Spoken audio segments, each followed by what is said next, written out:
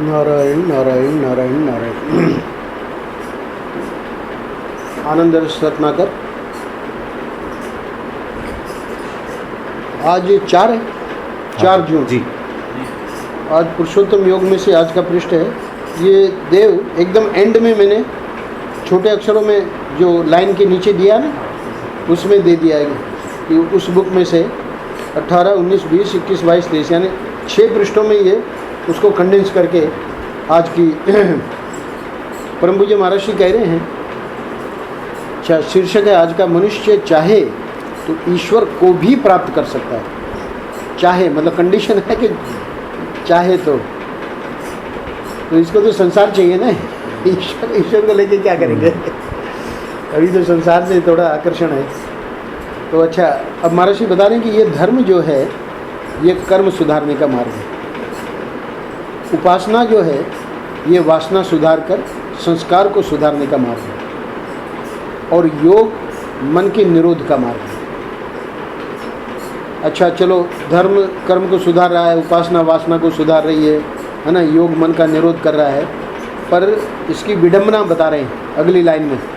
नारायण, संस्कार को कितना भी सुधारो उसमें से कभी न कभी वासना फूट पड़ेगी।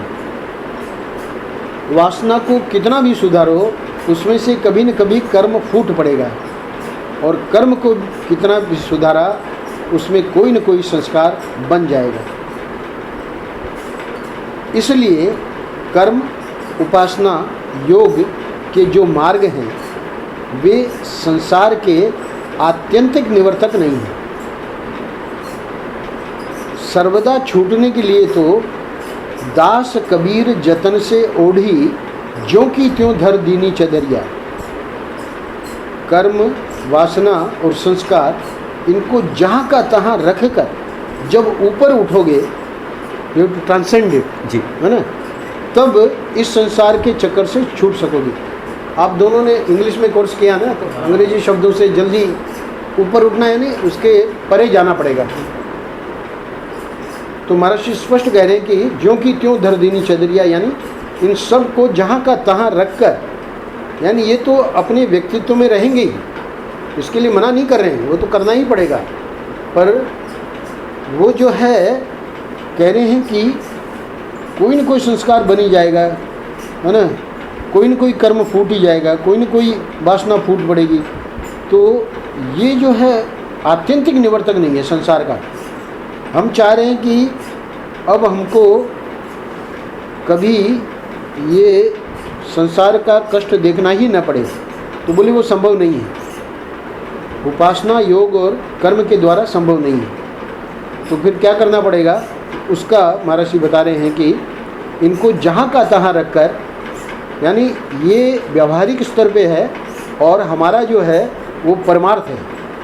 तो पारमार्थिक सत्ता में जब तक हम अपना इसके स्वरूप का अनुभव नहीं करेंगे तब तक ये संघर्ष चलता रहेगा। आज सुबह जैसे आप लोग यहाँ वॉक ले रहे थे ना, तो यहाँ अक्षय पात्र करके हम गए थे क्या कभी उधर अक्षय पात्र में? स्वामी जी एक बार रुके हुए थे, सुबोधानंद जी। हम वॉक के लिए वहाँ जाते हैं जी। तो आज तो कार भी थी, वो जो दिल्ली के आए हैं ना भगत, तो कार से आते हैं, ये अपने स्कूटर से आते ही ये तो यही वृंदावन के हैं। तो ये लोग सुबह जल्दी आ गए थे जी।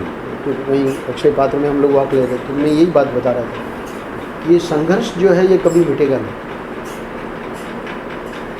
परसों सैटरडे, परसों एक हमारे मित्र आ रहे हैं कानपुर से। He is a eminent endocrinologist in India, Shukla करके, ऋषि शुक्ला, ये मिले हैं। तो Rishi Shukla was offered from Medanta, जो दिल्ली में गुड़गांव में बहुत बड़ा हॉस्पिटल है, आपने नाम सुना होगा। तो कानपुर से उसको ऑफ़र मिली कि आप मतलब हमारे हॉस्पिटल में काम करें, पर ही डिडंट एक्सेप्ट इट। उसमें उसका कानपुर में बहुत वेल इस्टेब्लिश्ड है, पर प्लस पॉइंट है ऋषि शुक्ला के बारे में कि उनकी जो भी गुरु परंपरा है अध्यात्म से वो जुड़ा हुआ है। तो बात मुझे ये सुनानी है कि एक पत्र उसका आया था। वैसे तो कानपुर में मिला हूँ और भी बातें बहुत हुई हैं। पत्र आया कि ये संघर्ष चल रहा है कि हमको मतलब ये जो प्रवृत्ति है उसको कैसे क्या करना है, क्योंकि अध्यात्म के लिए समय नहीं मिलता डॉक्टरों को। तो हमको रमण महर्षि का देव बहुत बढ़िया एक मिला वाक्य, वही मैं आज सुबह इनको सुना रहा था। वो रमण महर्षि कहते हैं, फिर मैंने पूरा का पूरा वो कोट करके उनको भेज दिया, उसके बाद कोई पत्र नहीं आया, अब वो खुद ही आ रहे हैं। मतलब he was happy more than 1.5 or 2 years। रमण महर्षि कहते हैं कि ये जो शरीर जिस कार्य के लिए आया है उसको वो अपना कार्य करने दो। अब देखिए यहाँ भी महाराज कह रहे हैं कि उसको तो वहीं का वहीं छोड़ना पड़ेगा और आपको ट्रांसलेट करना पड़ेगा, यानी पारमार्थिक सत्ता का जो अनुभव है वो तो अपना स्वरूप है ना जी। तो वो जो है रमण महर्षि ने एक्सप्लेन किया है, बहुत ही अच्छा है। यही महाराज कह रहे हैं कि उनको जहाँ का तहाँ रखकर जब ऊपर उठोगे तब इस संसार के चक्कर से छूट सकोगे, है ना। संसार के चक्कर से छूटना चाह रहा है ना, तो संसार के चक्कर से संसार में रहते हुए कोई नहीं छूट सकता। व्यक्ति चाह रहा है कि मुझे कोई ऐसी आप बात बता दो कि मैं संसार में बना रहूं और चक्कर से छूट जाऊं। नहीं, संसार में ये शरीर रहेगा, मन रहेगी, बुद्धि रहेगी, क्योंकि वो संसार की ही चीज़ें हैं। और तुम जब तक अपने को, अपनी रियल आइडेंटिटी को और कोर्स में करते क्या है, और अब आप लोग क्या कर रहे हो, यही तो दिन रात बताना पड़ रहा है। पर ये इसके लिए वैराग्य चाहिए। अंत में लिख रहे हैं, पहले पैराग्राफ, फर्स्ट पैराग्राफ का एंड है, इसके लिए वैराग्य चाहिए, क्योंकि राग है ना संसार का, वही हमको अलाउ नहीं करेगा कि भाई इससे आप अलग हो जाओ। तो अब ये ऋषि शुक्ला का जो प्रश्न था, तो रमण महर्षि आगे क्या कहते हैं, है तो बहुत ही छोटा सा आंसर।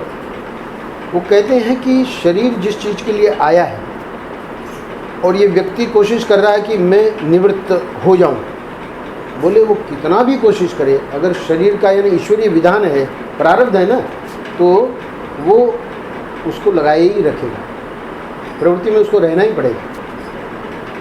अभी देव चैतन्य हैं, ठीक है, उनकी ये साधना है, वो अपना कर रहे हैं फील्ड वर्क, है ना। एक पॉइंट ऐसा समझो आता है इनके जीवन में या आपके जीवन में या हमारे जीवन में कि अब वो पूरा हो गया है उसका कोटा, है ना। तो पूरा कोटा हो गया मतलब अभी शरीर का कोटा पूरा नहीं हुआ है, शरीर की तो अभी जीवन बाकी है। तो इस व्यक्ति को वो कितना भी चाहे, क्योंकि अब तो उसको उसकी हो गया ना अभ्यास, तो वो चाहेगा कि नहीं अब मैं यही करता रहूँगा, वो नहीं कर पाएगा, उसको निकलना ही पड़ेगा। अच्छा, और अगर ऐसा विधान हो गया है कि उसको अभी निकलना नहीं है ना, विधान हो गया है, अब means he cannot do otherwise, कहने का मतलब इन शॉर्ट, अगर विधान है करने का तो कितना भी कोशिश करे निकलने का नहीं निकल सकता। अगर विधान है निकलने का तो कितनी भी कोशिश करे कि मैं इसमें लगा रहूं, तब भी वो पॉसिबल नहीं, दोनों ओर से ये। तो इसलिए रमण महर्षि ने ये कहना पड़ा उनको कि शरीर जिस कार्य के लिए आया है उसे ये कार्य करने दो।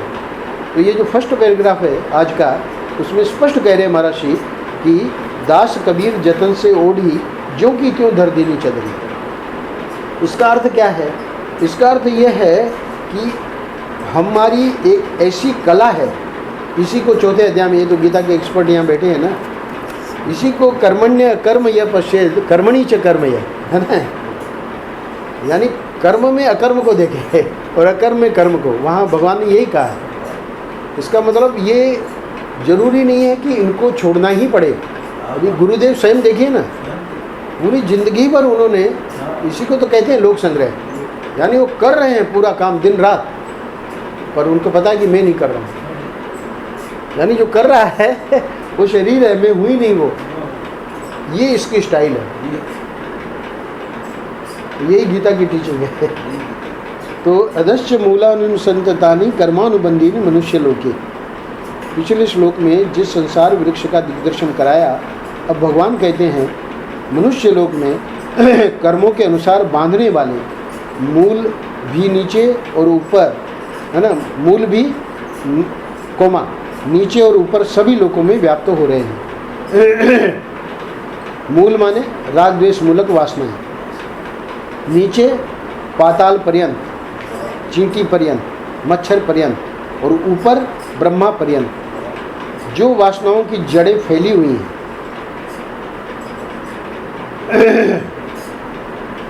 वे कर्म से सिंची जाती है और प्रवाह रूप से हमेशा बनी रहती है, और ये कर्म मनुष्य लोक में पैदा होते हैं।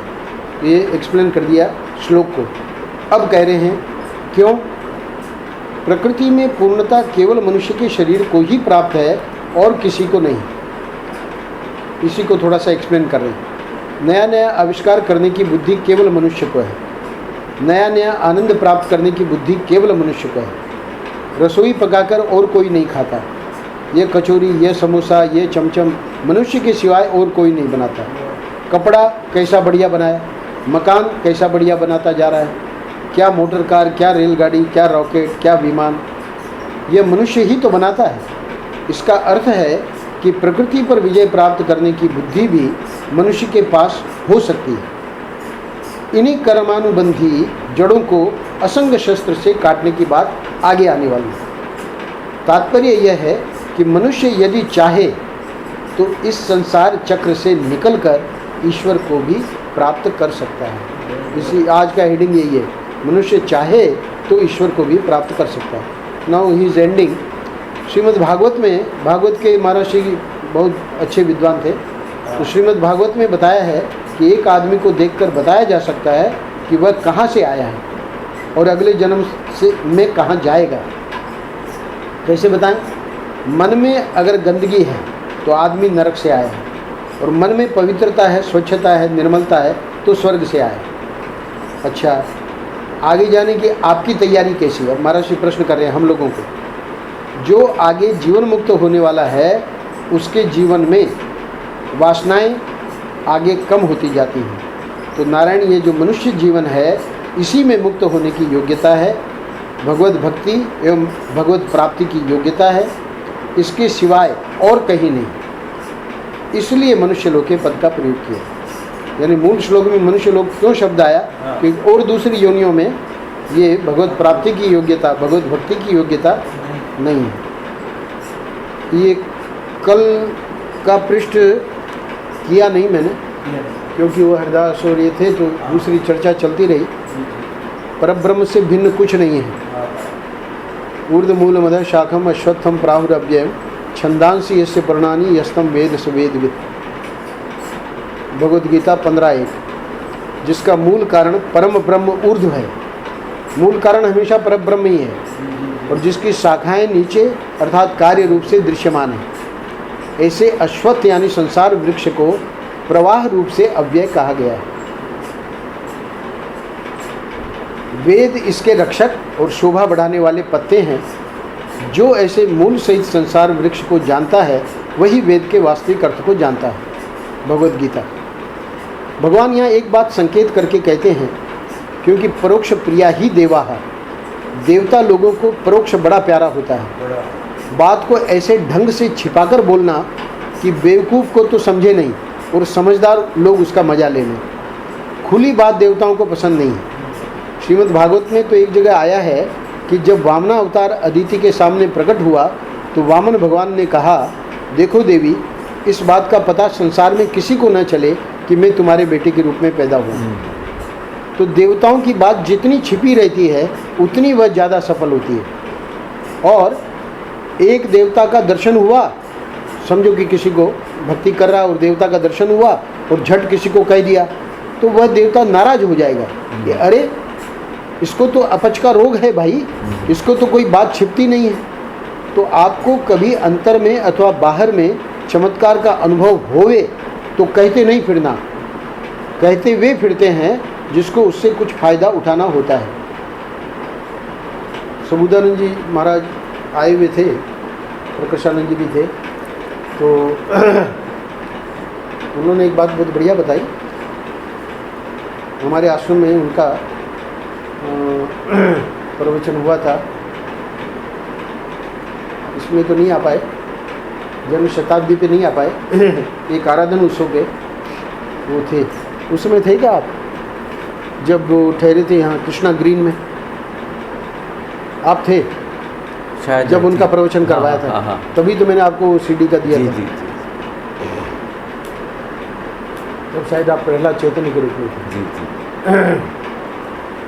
तो उनका एक प्रवचन हुआ अपने आश्रम में, आज जहाँ हम लोग शाम को, आप ले आना इनको शाम समय, यू आर फ्री, जी you need not sit for the 3:30 से 4:30 1 घंटा महाराष्ट्र का एंड में आ सकते हैं। जी 4 या 4:15 आएंगे, जी 15 मिनट वो सुन लेना, कठोपनिषद में बैठ जाएंगे, है ना। जी। और फिर उसके बाद थोड़ा जी तो उनका आश्रम में प्रवचन हुआ था, अपने महाराष्ट्र का आराधन उत्सव था। तो बहुत बढ़िया बात उन्होंने सुनाई।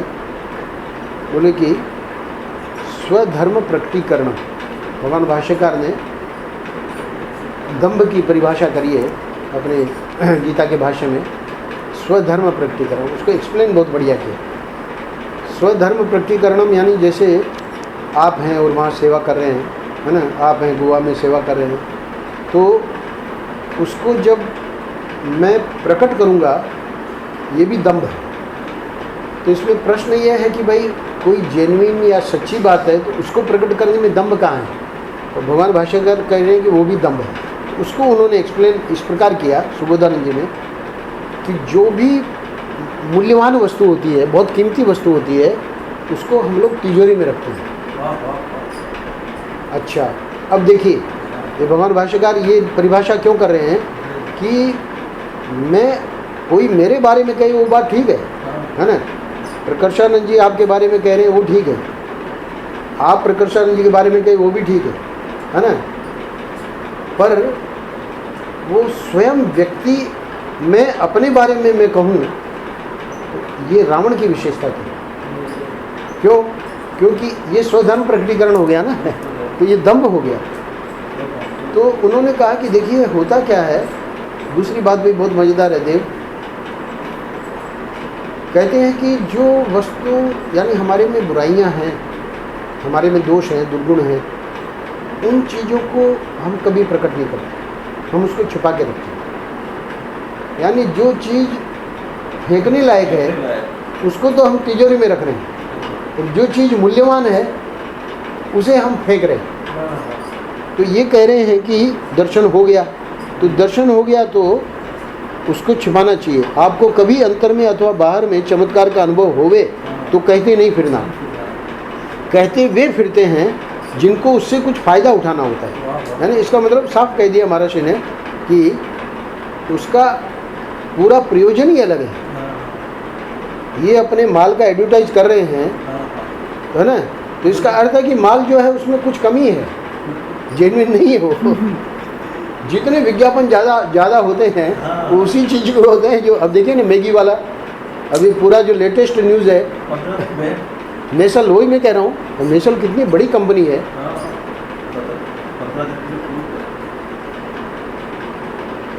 ये विदेशी कंपनी है,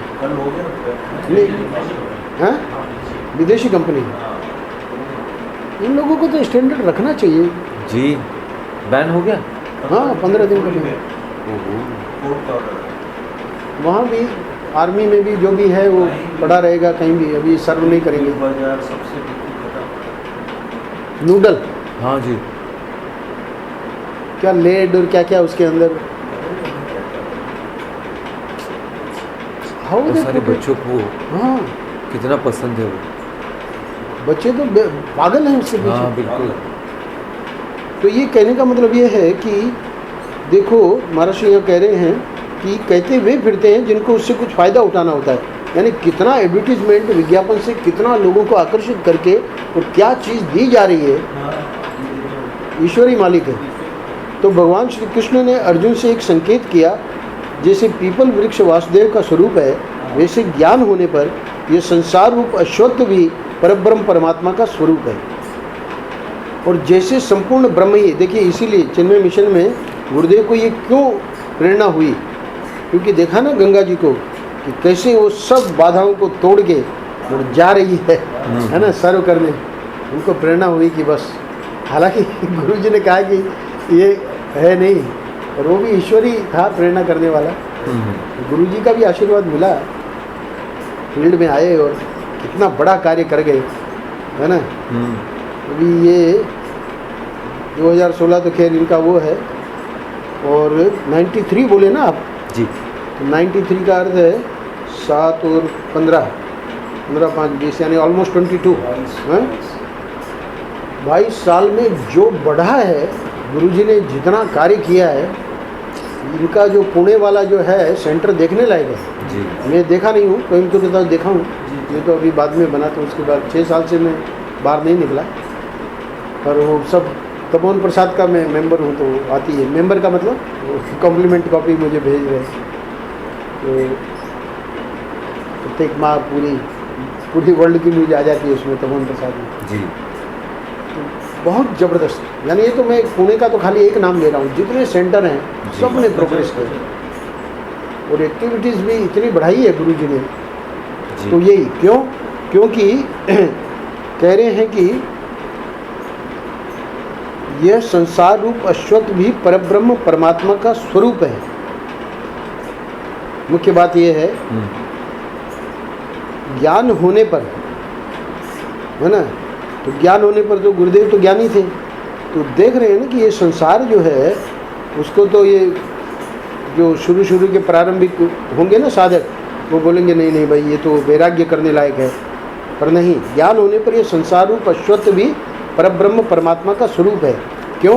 क्योंकि भगवान स्वयं कह रहे हैं अश्वत्थम प्राहुर अव्ययम। अश्वत्थ यानी ये जो संसार है वो अव्यय है। तो ऊपर समझाया है कि ऐसे अश्वत्थ संसार वृक्ष को प्रवाह रूप से अव्यय कहा गया है, यानी इसका प्रवाह चलता रहेगा। श्याम जी जब, यानी आज श्याम जी है, श्याम जी के पिताजी नहीं, श्याम जी नहीं रहेंगे, है ना, श्याम जी के पुत्र, फिर उनके पुत्र, ये अव्यय है। नारायण से शुरू हुआ है, तो नारायण के बाद देखिए ये चल रहा है अस्मद आचार्य पर्यंता, है ना। नारायणम पद्मभूम वशिष्ठम शक्तिम च तत्पुत्र पराशरम च व्यासम शुकम गौड़पदम महांतम, यानी पूरी परंपरा एक ही श्लोक में अस्मद गुरु, हमारे गुरु तक, नारायण से लेकर, तो ये अव्यय है। तो अव्यय होने के कारण, अव्यय किसको कहते हैं? ब्रह्म को। इसलिए परब्रह्म परमात्मा का स्वरूप है।